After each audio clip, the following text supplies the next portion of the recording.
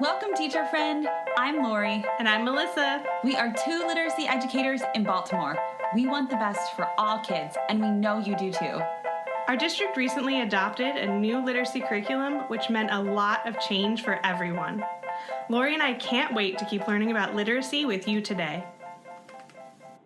Hi, everyone. Welcome to Melissa and Lori Love Literacy. We are really excited today because we, in the heat of summer, are talking with our good friends, our new friends from Mississippi. We have three awesome guests here who are from MDE and Jackson Public Schools. Melissa, welcome. I want to say hey to you before we welcome them to the podcast. How are you doing today? I'm doing great, Yeah, I'm excited to have our friends from Mississippi. I know that when the NAEP scores came out somewhat recently, a little while ago now, but when they came out, Mississippi was a really big deal for how much improvement they had. So we are excited to talk to them about all the great things that are happening down there. Welcome, Mississippi. And I'm going to start with Kristen, and then maybe you could pass the ball on from there. But Kristen, welcome to the podcast. Hey, Lori. Thank you for having us. And I'm so excited to be joined by Jill Hoda, and I'll let her introduce herself, as well as our partners in literacy, Jessica Pitchamootoo, who is elementary curriculum lead in Jackson Public School District, which is one of the school districts within our state. So I'm excited to have them on the line, and I will mute and let them introduce themselves. As Kristen mentioned, I'm Jill Hoda. I am one of the Assistant State Literacy Coordinators for the Department of Education. And as Kristen is the K through 12 Literacy Director, my main role, my biggest job, is supporting literacy coaches across the state in schools from the coast to the Delta and beyond. And so we are supporting literacy coaches through many elementary schools in the state of Mississippi. Hi, I'm Jessica Crosby-Pitchamootoo. I'm very excited to be here. I am a curriculum lead for ELA Elementary Division 1 in the Jackson Public Schools. And I'm really excited to be representing my team from the Office of Teaching and Learning, and all the work that we've been doing with Jackson Public Schools and our ELA initiative. Excellent. Thank you all so much. Again, we are so excited to talk to all three of you. And I think we wanted to start out by talking about that big picture of what's happening in Mississippi. You know, we have Jessica here to talk specifically about what's happening in one district, but we'll start with big picture. What's happening in the state? What kinds of things do you know of, or do you think added to the increases on the NAEP scores? What are things that you just see as happening statewide that are exciting in literacy? Yeah, so Mississippi, I would have to say, literacy in Mississippi has evolved over time. Really, when we started off in this work, we had no choice because the future of our students was in jeopardy. When we started this in 2013, and that's when the legislators passed the Literacy-Based Promotion Act in 2013. And the Literacy-Based Promotion Act provided a cohort of literacy coaches, and we entered the lowest performing schools. In addition to that, there were some key components that were really specific that laid out. We had to have screeners. We had to inform parents. There were some things within that piece of legislation that were really crucial to our work. It provided professional development. And then again, with the literacy coaching support as well. So our journey started in 2013 with the idea from our governor that we would have 75 coaches that went into our lowest performing schools. And we had, and Jill can attest to this, over 600 applicants that applied. And then this is why I say literacy in Mississippi has evolved, because out of 600 applicants that applied for those positions, that first year, 2013, we only got 29. And that included our state director at the time and our assistant state director.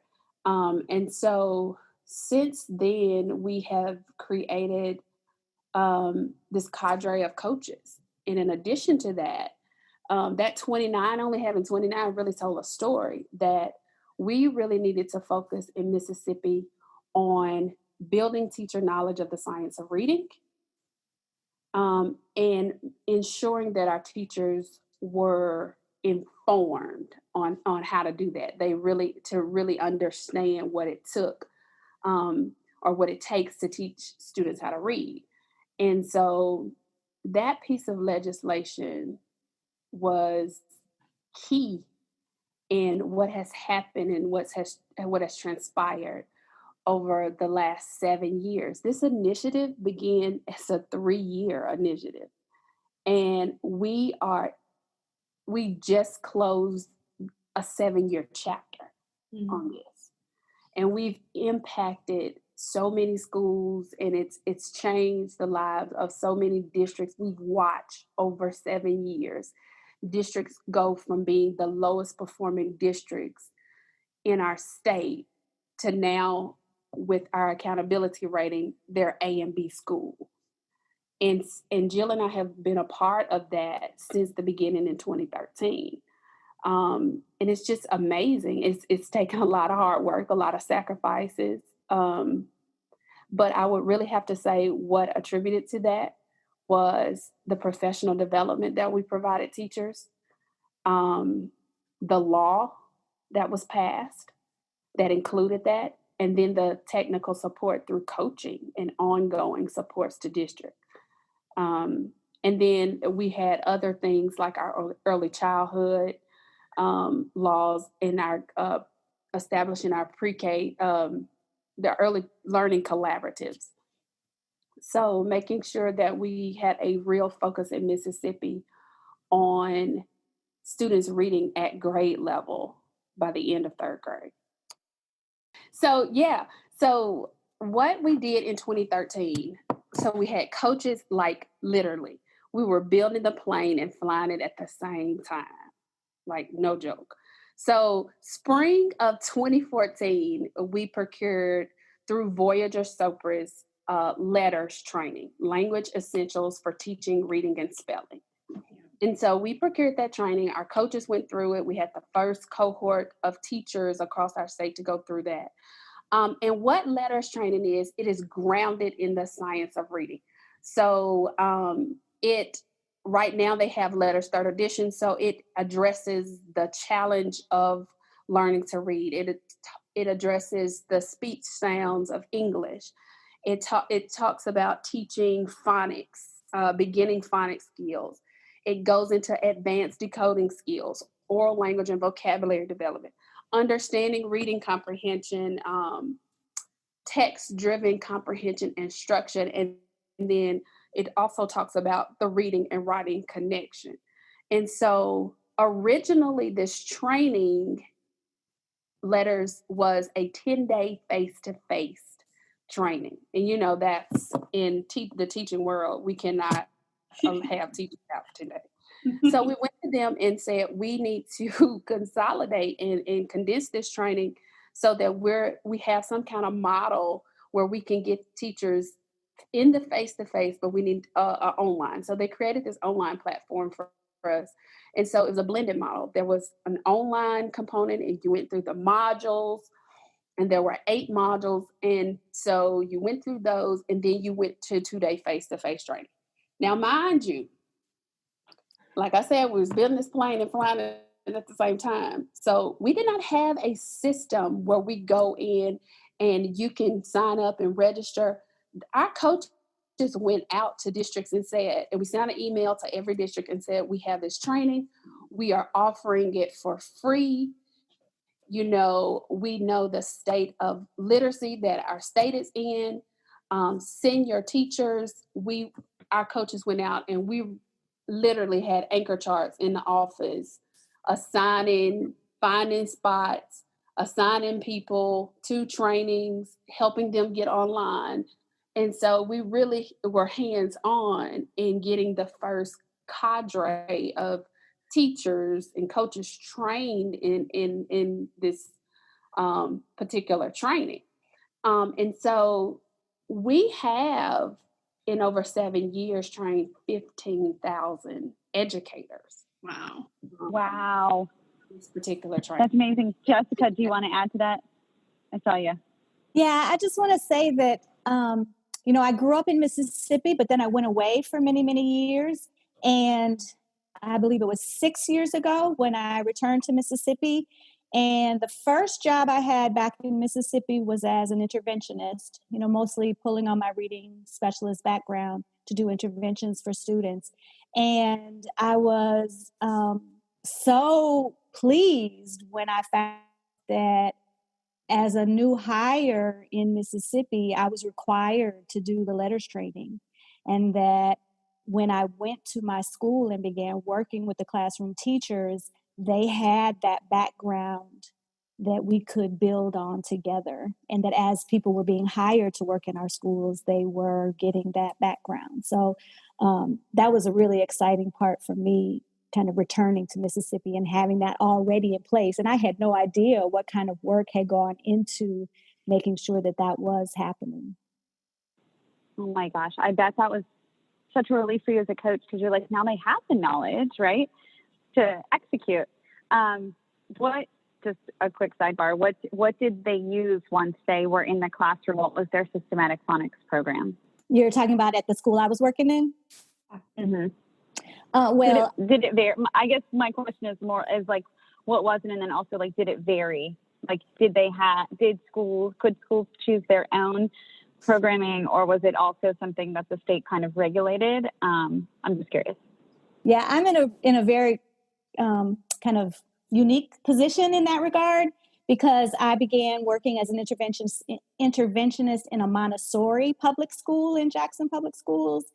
And so, in the classroom, they were doing the Montessori phonological building.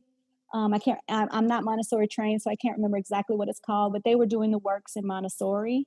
And so then as an interventionist, I would pull them out and support them in their reading if they were struggling. So I can't really speak to what other schools were doing in Mississippi around that, because we were somewhat unique.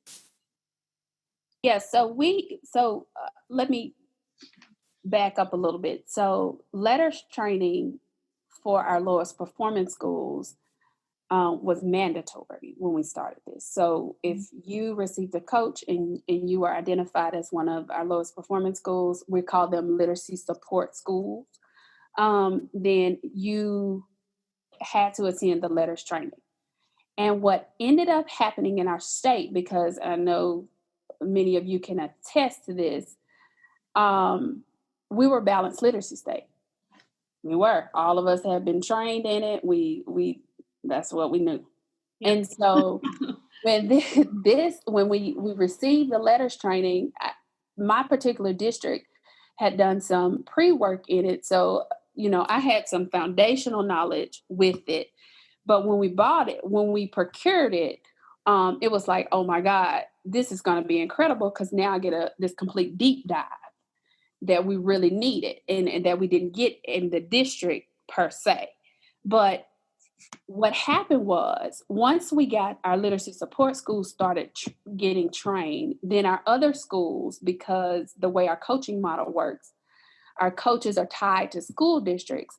They were like, well, we're hearing about this letters training. We want it. We want in. We want to be offered. So we partnered and we hosted some of those trainings. And other district, if Jessica was in Jackson Public Schools and a neighboring district wanted to have a training for their teachers, they got together and they pulled their teachers together, and Jackson Public Schools may have the facility, and this neighboring district may come to that facility. So our districts that were really heavy in balanced literacy, that were like not going to give it up, when our kindergarten readiness, our K readiness assessment, is also a part of our Literacy-Based Promotion Act. And when the assessment results came back and our literacy support schools outperformed some of our A-rated districts, or our districts that were in other areas, then it was like, oh, well, maybe we need to check this out. And maybe we need to look into this additional training. So then after creating relationships and people started seeing results, when again, you build teacher knowledge of the science of reading, they're able to apply it in their classrooms, and then you start seeing this results. Then we had more districts want to sign on to letters training, several other districts, and then we opened it up. We opened it up to pre-service teachers. We opened it up to higher ed faculty. We open it up to we just recently opened up to K-12 teachers, but we open it up to special education teachers, K-8. And so we were able to get that buy-in because we started to see those results with teachers gaining that and building new knowledge of the science, or in the science of reading. Yeah, that's amazing. Yeah, it also sounds like, it sounds like you're really thoughtful about inviting lots of stakeholders and getting buy-in through, understanding that like K-8 special educators, not just limiting to like K-2, right? Making sure growing buy-in in that regard. Melissa, I'm sorry, were you saying something? Yeah, no, I was going to say, we just started letters training last year here in Baltimore. And I think we're at that like first year that you guys probably were, where, people are seeing that it makes a difference, but it's really great to hear like the 7 years in version of that, just having everybody speaking the same language and how important that training really is. It's not just having a foundations curriculum, which is what we use in Baltimore or whatever it might be, wherever you guys are, but having that knowledge and training from letters is a really powerful statement that you guys just added in there. So thank you. Yeah, one of the things that, as you were talking, again, I'm thinking of another question, but it think about in Wit and Wisdom, we have those geodes that are the bridge between your foundational skills and your core knowledge building instruction.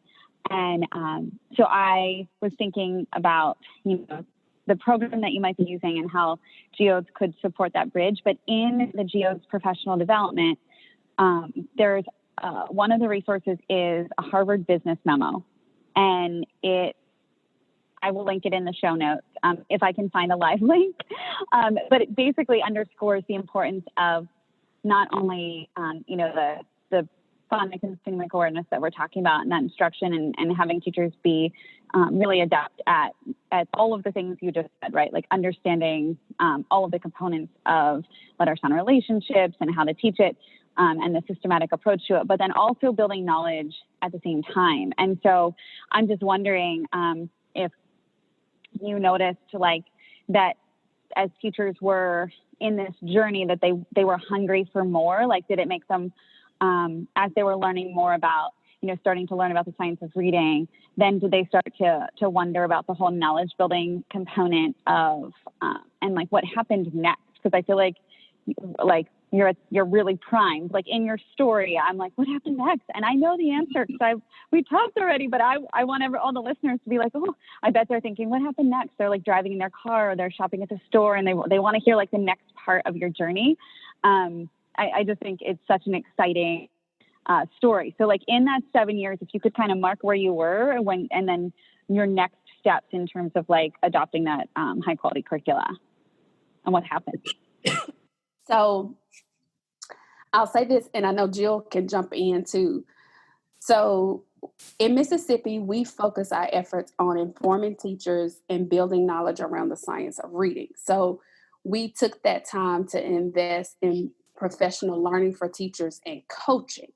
So what happened in our state is that now our teachers got to the point where they were able to identify and say, hey, this curriculum that I'm using or that I've been given, this set of materials that I've been given, is not necessarily in alignment to the science of reading, to what I've learned and what I know. Or this material has these gaps. And because I build my knowledge and I understand what should be happening in the progression of that, then I now know how to fill the gaps. So now we're at the point, and I'll say this too, where Mississippi is a local control state. So because letters is not a program, it was easy for us to say that out front and say, this is not a program. This is just the application, the strategies, the skills that teachers need, the research, and how they need to understand what it takes to teach students how to read. Mm-hmm. And so we were able to get in that way. Because of local control, districts have the autonomy to choose the curriculum that they want. So what we're doing now is on a larger scale, we're working with CCSSO with their high quality instructional materials PD. And we're in this group of 8 other states. And our goal with that is to increase the number of districts selecting high quality instructional materials and to increase the numbers of pre-service and in-service teachers that we provide professional development grounded in those materials. So we have a goal as well that we're working on, that by 2022, 80% of our school districts would have adopted or would adopt high quality instructional materials. And so we're working now with Ed Reports to create a rubric to review curriculum, because we're up for ELA adoption in our state. We're working with SAP, Student Achievement Partners, to go back through the instructional shifts and what that looks like when we're talking about knowledge building and text complexity. And so we're working on that. We've just finished shift training, and Jessica is really instrumental in this because her district was really proactive in saying, hey, before all of this comes out at the state level and what they're doing, they went ahead and they are one of 2 school districts in our state that have adopted Wit Wisdom, which is considered high quality instructional material. Yeah, Jessica, can you talk a little bit about that? How did you guys get out in front of this? Well, sure, I would love to. So at Jackson Public Schools, we're really looking at, where are we and what do we need to do? And they, contracted with some people to do some comprehensive needs assessments. And something that really stood out in these needs assessments was a recommendation to develop a plan that ensured a comprehensive curriculum throughout the district and that it would be, a high quality curriculum. And so they put together an advisory group, and I was really excited to be a part of that, where we would then look at the different curriculum and kind of make some decisions about where we needed to go in Jackson Public Schools. And we really looked to Ed Reports for a lot of guidance on that. We looked to the reviews there, and Wit Wisdom got such high reviews and ratings into when it came to complex texts, when it came to building background knowledge and vocabulary. And that was very impressive to us. I also personally kind of appreciated that it really didn't try to tackle the phonics and phonemic awareness aspects and kind of said, other people have done that very well. And they partner, well, I don't know if it's partner the right word, I'm not entirely sure, but schools then can get those other foundational skills to go with it. And so we chose to do foundations right along with Wit Wisdom for that aspect. So we really were looking to outside reviews to figure out what would be high quality for our students, because we wanted to make sure that all of our students in Jackson Public School were getting access to high quality curriculum. That's awesome. And do you mind sharing a little bit more, Jessica, about, and Jill and Kristen, obviously, if you have any insight as well, but I'm going to start with Jessica since she's on the ground. What was that implementation like? And is this the end of your year one? Yes, so we've had 1 year. So like you had maybe like 6 months, right? Or Exactly. before you left school. Exactly. Okay. You are not alone. We have lots of listeners who reach out to us and they were like, we only got half of year one in, and it's hard. So preach, because I'm sure everybody can relate. Yeah, I mean, in some ways, it's really difficult and kind of sad that we didn't have that full year and really get to kind of the fruits of that. But we're keeping going with it. And so let's see, this first year of implementation, it's been very exciting. It's had many challenges, and we've also seen many successes. So our elementary schools, we have 33 elementary schools. And we took on widespread implementation in 31 of them. 2 others are magnet schools that had a different specialized programs. But 31 elementary, and they even are looking at kind of ways to see how Wit and Wisdom might support their instruction as well. But 31 schools took on this widespread implementation. And what was really exciting was when we saw teachers really kind of embracing these new instructional shifts that were required in order to teach Wit and Wisdom, seeing them embrace it and then become leaders within their school, working in grade level teams to kind of help bring along the other teachers, being leaders in their buildings, really helping to support all the teachers throughout their building and the district as we took on such a big lift, these big instructional shifts. Teachers report, we didn't have kind of end of year testing, right? So there's not a whole lot of data necessarily to go on, but a lot of anecdotal information about the successes. And so, teachers talked about students being engaged in ways that they have never been in the past. They talked a lot about vocabulary use and how students were actually using the vocabulary that they were learning. They were using them in their conversations, using these words in their writing. And that was just very exciting to hear and witness. Teachers also talked about writing.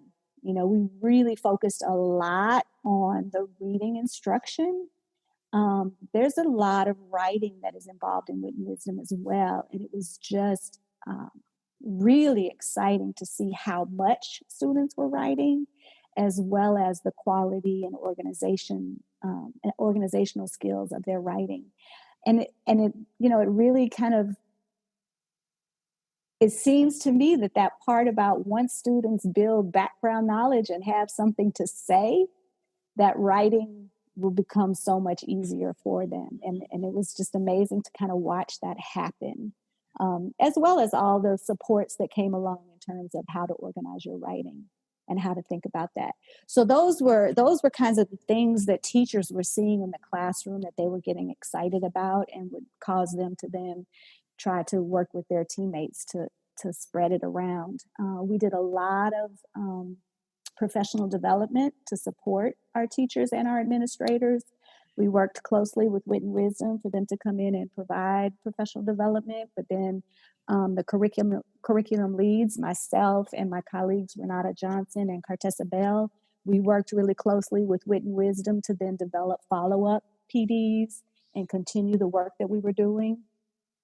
The wonderful PD that Wit Wisdom provided for us were the spotlight visits, and that we had assistant superintendents, principals, and curriculum leads, and our our partner coaches with the MDE coming in and doing these walkthroughs through the school and observing full lessons, observing multiple parts of lessons, and really having the chance to kind of celebrate success at that time, but then also dig in deep and see where we needed to move the needle a little bit further, and how we then could create plans to take some action around some of those successes and places where we needed improvement. So those are kind of like a lot of the successes that we felt while implementing it in our first partial year. Yeah, Jessica, you remember you said this was year zero? This was the year zero, and we had a lot of fun too going in. And Lori, Melissa, I can tell you this: at the department, we don't stay at the department, so our work is best served when we can go out and serve and support the district. So Jill is rarely at the office. I'm rarely here, and so we're in schools, and so some of those spotlight visits, we were in the classroom with them, and just, again, to reiterate what Jessica said, watching the light bulb go off with the vocabulary and the connections that the kids were making. We were all in this one class. I'll never forget this. Never. And they were talking about the Boston Tea Party. And so, that's big. That's huge for our kids. I mean, we don't typically, I have a 3rd grader and a 7th grader. And they're using Wit Wisdom as well right now because that is mandated by their mother. So they're using it too. And so the kids, we were in the class and they were talking about the Boston Tea Party and the circumstances surrounding it and how it came about. And they connected in their little discussion that this group of boys were having to a rap song that was out.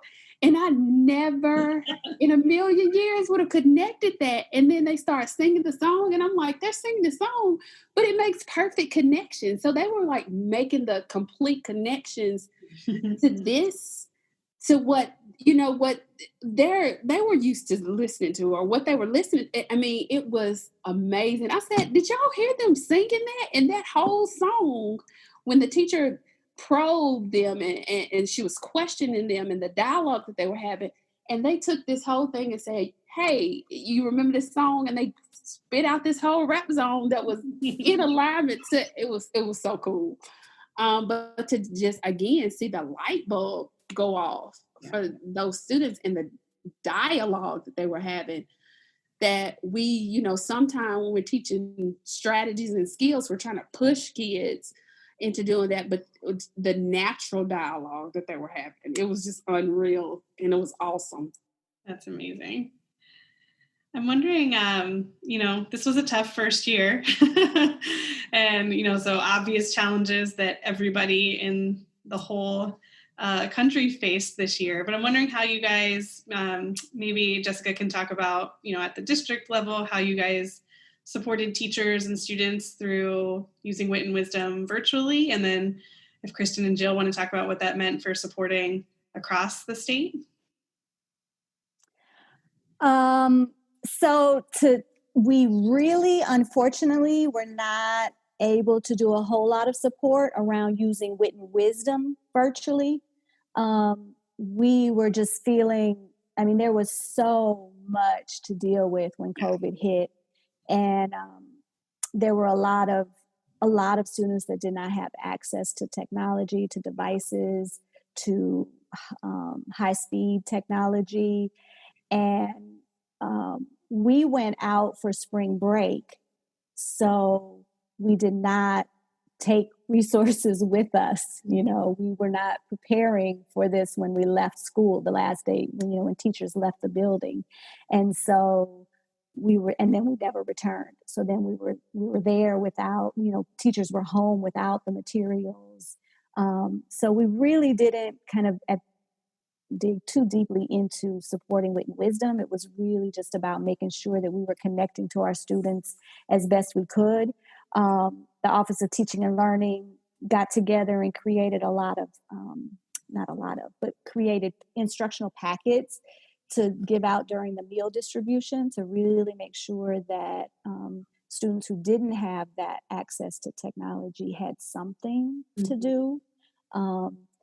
And, you know, we were struggling with that. We're like, okay, this is kind of we're really moving the bar in terms of, you know, the work we're doing with Wit and Wisdom, with these complex texts and conversations around vocabulary and these deep conversations about building meaning from these texts. And right now, we kind of are going to have to rely on some more kind of instructional packets that didn't necessarily connect with that. But, you know, that was what we needed to do at the time. So we got those packets out. But then as we started doing that, and kind of got more into, you know, the fact that we were going to be doing this for a while, teachers then started, you know, reaching out to students through their phones, through Zoom meetings. And I know some of the teachers then began to look at some of the Wit and Wisdom had knowledge on the go. So began looking at some of those videos and ways to try to support their students in continuing with some of the work that they had been doing.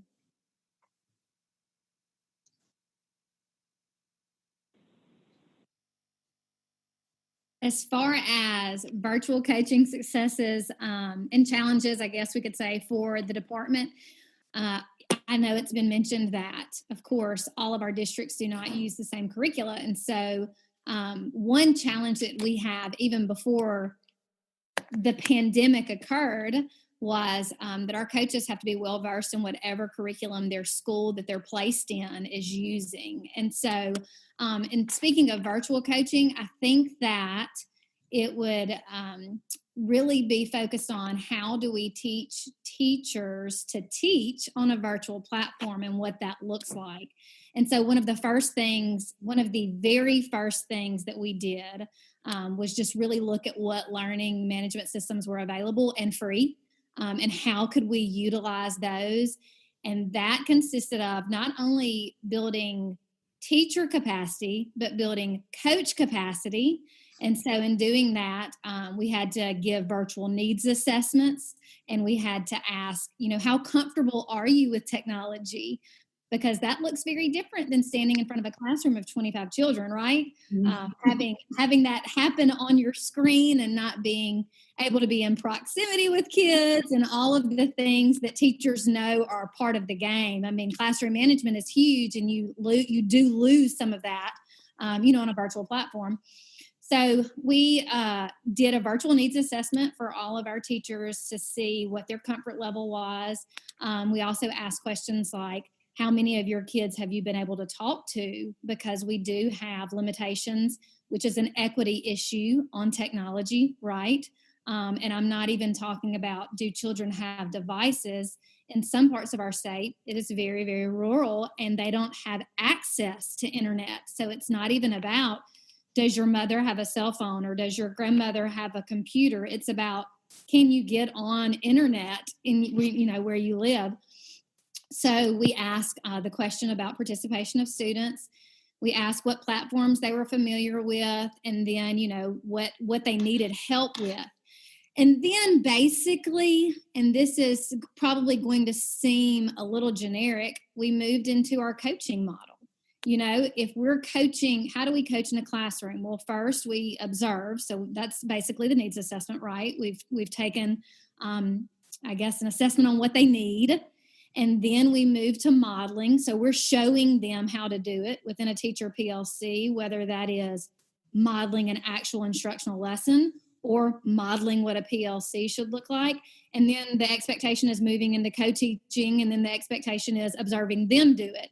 And so while that looked different, you know, I had a few coaches who did things where they moved, I guess, we could say worksheets into interactive sheets where they taught teachers how to do drag and drop activities, or, how to have the bird's eye view of all the screens at one time, how to watch what their students were doing in real time, how to give immediate feedback to individual students.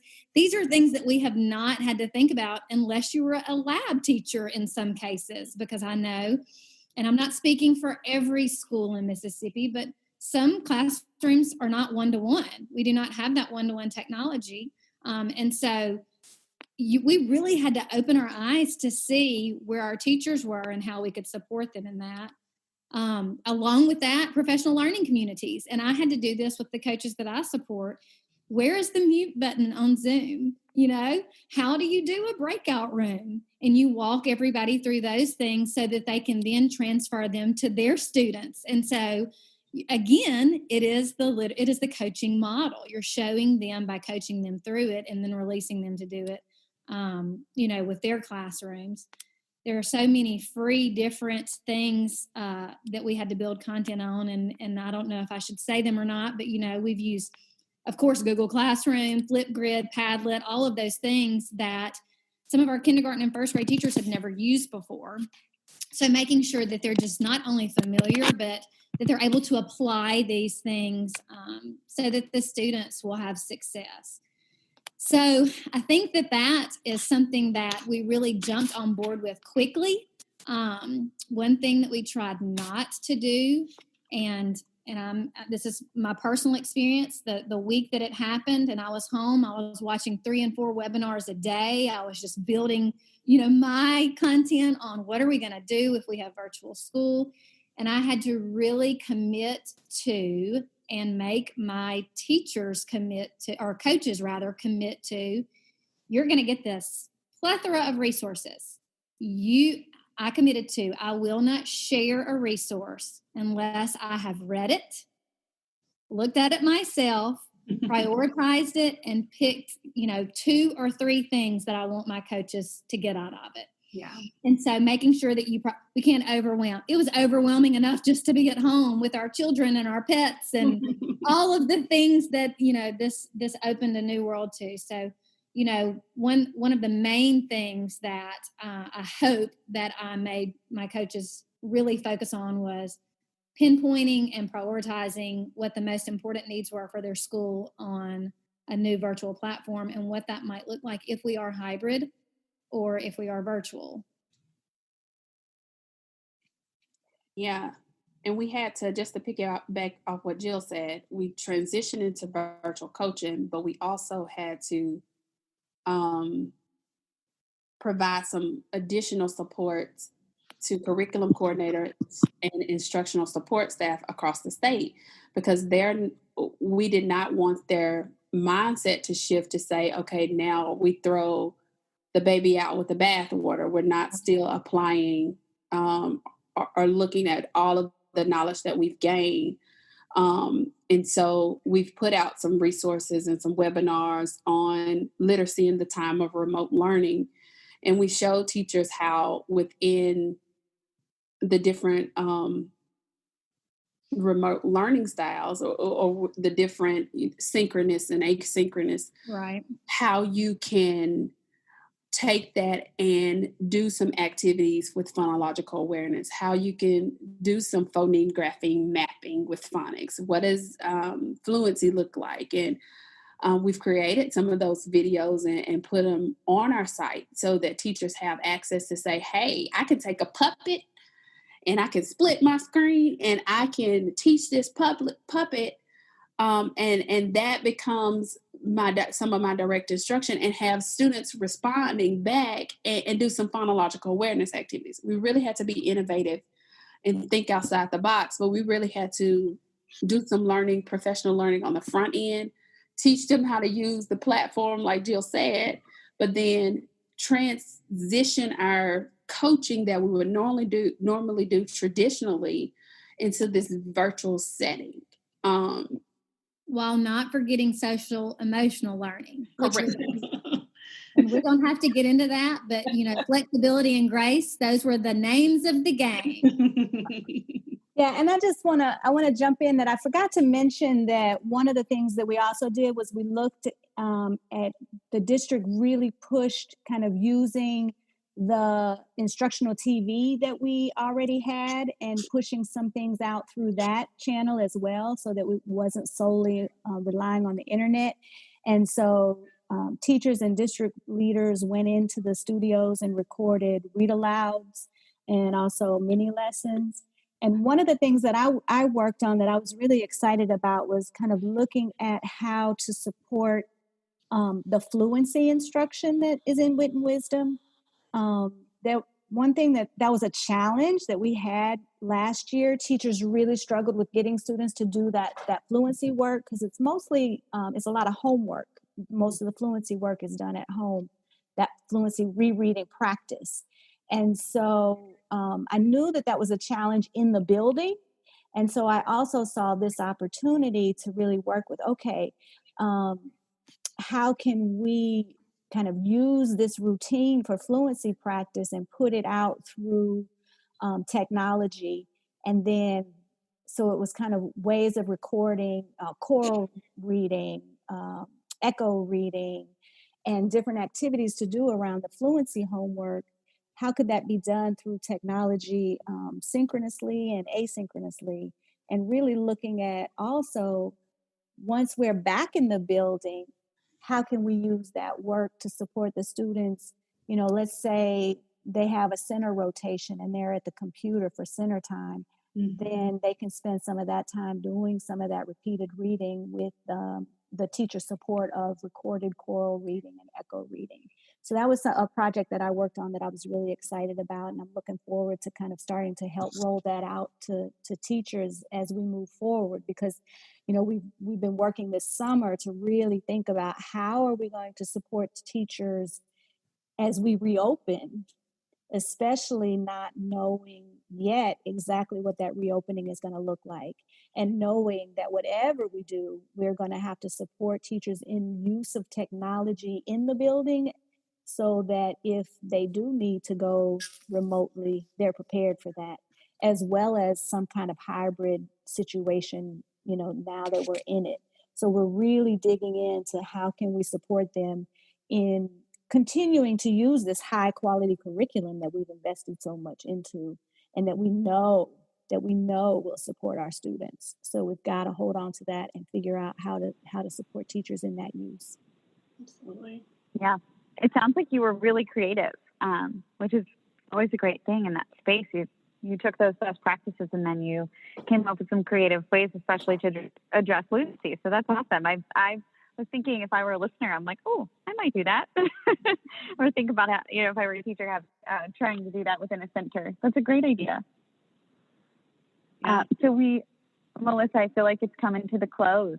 We have kept you all on here for a really long time, and we know that everybody has just loved hearing your voices. We ask everybody at the end of our podcast to leave a piece of advice for our listeners. And so think on a piece of advice. Melissa, do you want to direct the advice, or you want to leave it open? Well, I was just thinking that Jessica did bring it up, which is, I think, the question everybody is having right now is like, what does next year look like? So if they have any advice for, you know, preparing for next school year with so many question marks of what it might look like, that would be great, but anything would be great.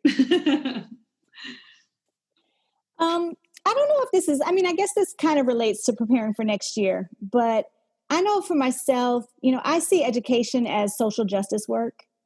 And I think that for me, in order to make sure that it truly remains social justice work in what I'm doing, I have to stay open. I have to question. I have to research. You know, I have to look at, okay, why is it that what I'm doing is reaching 80% of my kids, but maybe there's this 20% that it's not reaching? What do I need to do? And I really believe, you know, I feel like my advice is to really stay open, to really continue as educators to constantly be looking for the answer in the research. You know, what is research telling us that will help us prepare our students to be the citizens of the world that we need them to be. Love that. Yep, that's good, Jessica. And I'm going to piggyback off what you say. And I would say my advice would be to stay the course, and to make sure that it's going to take a village. We always say that. We always use that terminology or that term, that phrase, it takes a village. It really is going to take all of us, all hands on deck. And for us, that means making sure that we're not leaving out our community partners and our families in this, in the decisions that are made at the district and that are at the school level. And that's what we try to do, again, at the state level. Yes, we're providing resources for teachers. Yes, we're providing instructional planning and guidance and coaches for teachers. But there's also an important group and a hand on this, which is our families, and our students are at home. So we've tried to make it an intentional effort to provide resources and supports for our families and parents, and to make sure that they are informed at every level, and that we're giving them the same or similar guidance as to how they can help their child at home. So I would say for everyone, all hands on deck, families, school districts, teachers, educators, everyone, that we just need to stay the course and make sure that we're working collaboratively and together.